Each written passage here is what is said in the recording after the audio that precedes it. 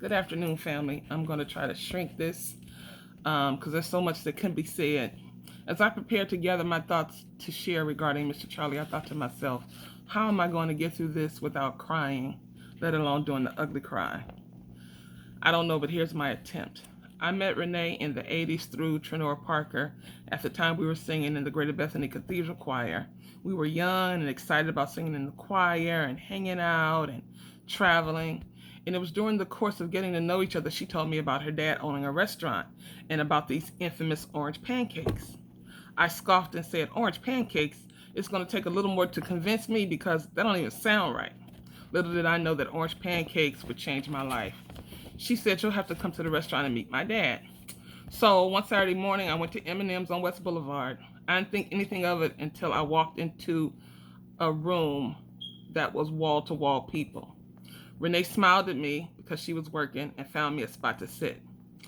That was the day that I fell in love with orange pancakes. After I ate my food, she invited me back to meet Mr. Charlie. He took one look at me and said, "Oh, Lord."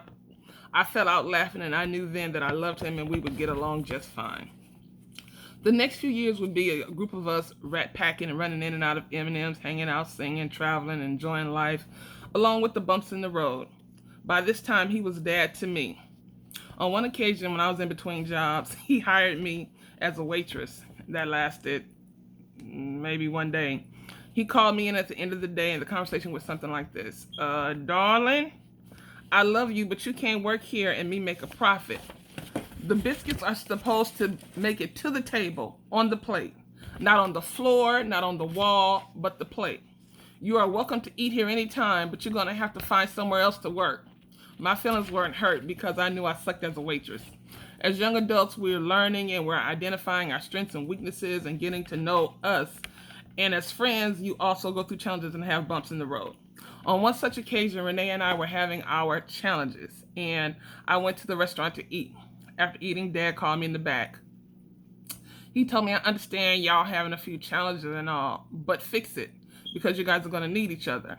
Then he pinned me with a long stare for a few minutes and then released me to go. I had a little attitude, but when I went home and prayed about it, I knew that he was right, so I fixed it. Fast forward to M&M's moving to Inglewood, and we're traveling and doing all the other stuff. Dad remained consistent. He was solid. He was always looking out for me.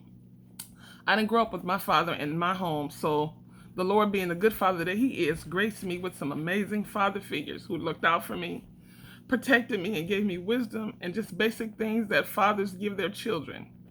During my young adult years, Dad talked to me about whatever I needed information about, and I needed information about a lot of things, trust me.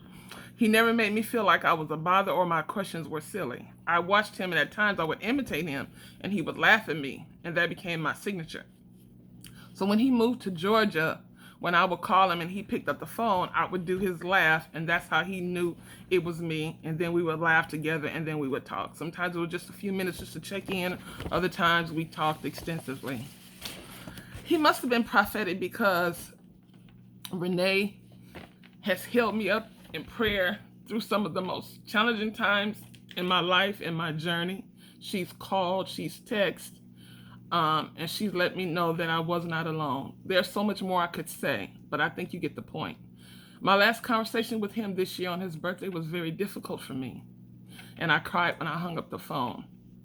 Dad, you have left an indelible impression on my life. My love for you remains forever. Junior, Renee, and Cynthia, thank you for sharing your dad with me. Family, thank you for sharing him with so many. My prayers and heartfelt condolences are with you all. I love you.